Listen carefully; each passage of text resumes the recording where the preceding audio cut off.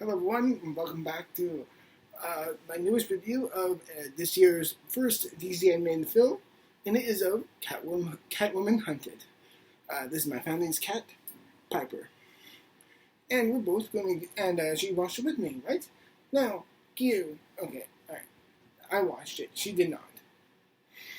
And and essentially, this falls through the Catwoman story of not really being adapted from the comic book itself, but very much it's one of the fewer new DC anime films that's inspired with much more of an anime style, being taking influences, not only entirely taking influences from it, like Avatar: The Last Airbender, but much more in the vein of it is just pure on anime style, but it brings in a lot of Eastern and Western influences and incorporates that within a very smart storytelling aspect.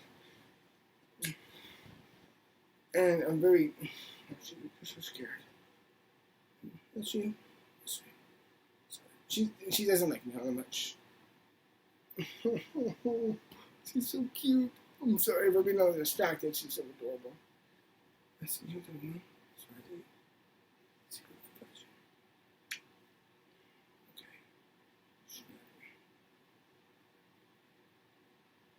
She doesn't like me all that much.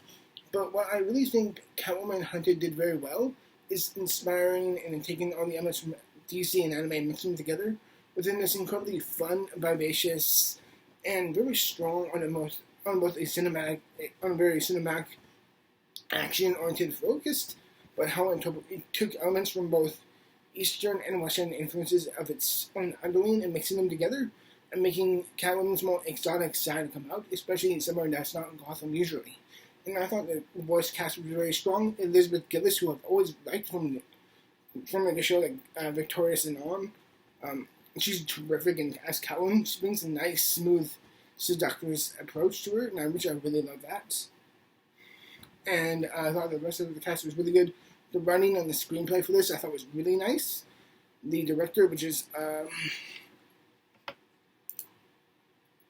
Shinosuke Terasa, I totally busted that, and I apologize for that. You want to go? You don't want to be here? Alright, I'm going to let her be. Sorry. Say bye. Bye-bye. Okay. Be free. And what I thought this movie did really well is Barney and essentially taking from both DC and anime influences into each other. And I found it to such a fun, stylized degree that in which, in truth, it really kept its momentum and energy and really focused all very, very well, and I liked that a lot. I like the storytelling aspect of this a lot. It really kept it simple from a storytelling perspective and a scripted way as well. It came off very fluid, very nice, very natural, as both the character of Catwoman itself and the writing and the plot and everything kind of just melded very nicely together. Especially last year, because last year my view was very flat, very 50-50, was very 50-50 in my opinion of DC anime films. Like, Justice Society World War II was really good. Batman Alone Halloween Part 1 and 2 I thought were excellent. Although Batman Sword and Dragon was just okay, and I flat out hated the Injustice movie, which felt lazy, flat, and boring. This one took a lot of nice Eastern influences, but it also molded it well with the nice modern DC aspects of the classic aspect of, like soft versus hard techniques and combat and everything. And it really knew to utilize the characters and its writing to a very sharp degree, showing the greater aspects of with the heroes and the villains. Even though Catwoman is really a hero or a villain, she's very much in the classic character alignment of a social neutral character in truth. And I really like how her approach to all this, especially going after the cat's jewel, I believe, was just a really fun dynamic, and how she brought herself all these other characters, such as a cheetah in the end, a Black Mask, and a bunch of other villains, and just really had such a nice, strong dynamicism and energy and good dialogue. And I thought it was overall really surprisingly really top to the bottom full on, like just really fun, kind of good sense of tone and pacing. It does have like that weird fourth act to it that feels a little rushed. It feels a little bit weird by the end. And there's that, and another thing, which are my big flaws with the movie, some of my flaws with the movie, is that its fourth act feels a little on a place. It's like, oh, there's a more? I get myself kind of being like, oh, really, there's more? Even though the pacing never really that, because the pacing was just a little smooth, I think, up to a certain point where it's like, okay, I thought it was going to be done by then. All right. And the movie, how long is this? Somewhere on this, it felt like about 90 minutes. Like, it felt like it was like an actual movie length instead of like a DC animated film length. And I thought, again, as I said, as I was saying, its last bit, fourth act part to it felt a little weird. That took place on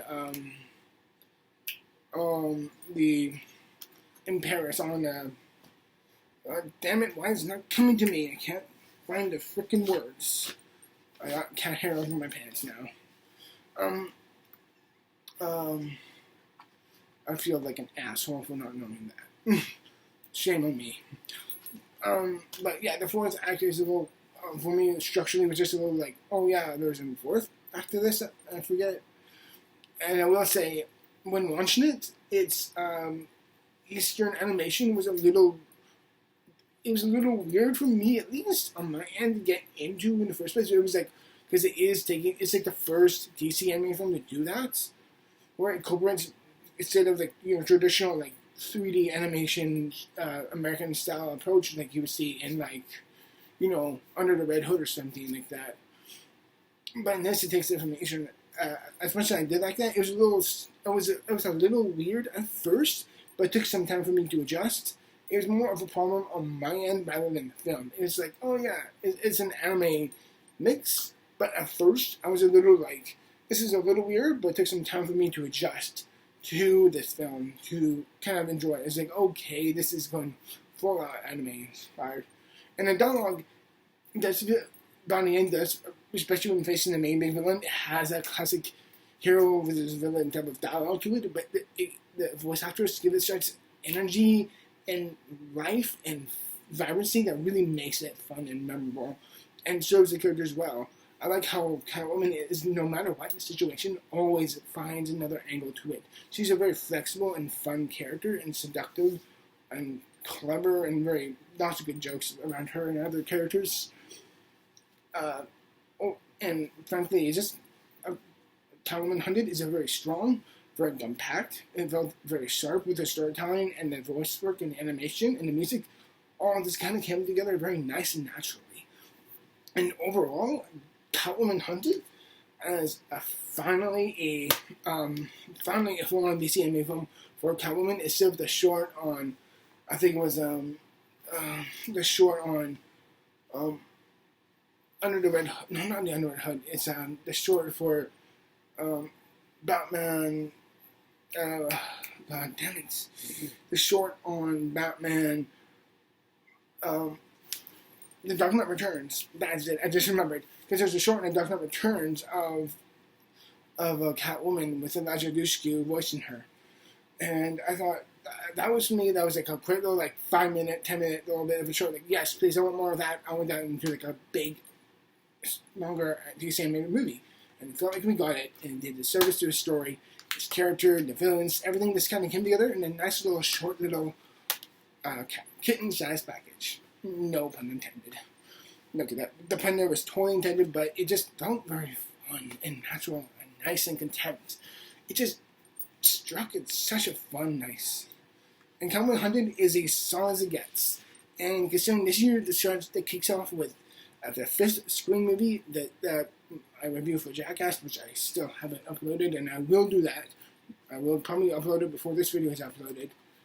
And this one, then 2022 is off to a great start, and I cannot wait for more films to go up from here. Like, these two films I know, in my view, are like, yeah, trying to top this. And my own anticipation for the Batman is off the radar. So yeah, a big thumbs up for me for Catwoman Hunted. I give this film an A-. I actually, out of like a 0 to 10 rate, ratio scale, I give Batman Unhunted, I give it a 9 out of 10. It's definitely the best DC animated film since The Long Halloween. 100% check it out for any DC fan out there. I would highly recommend it myself. Till then, peace. Thank you for watching. And stay tuned for my review of Jackass 5. No, Jackass Forever. Till then, thank you for watching. I'll see you guys till then. Cheers. Bye.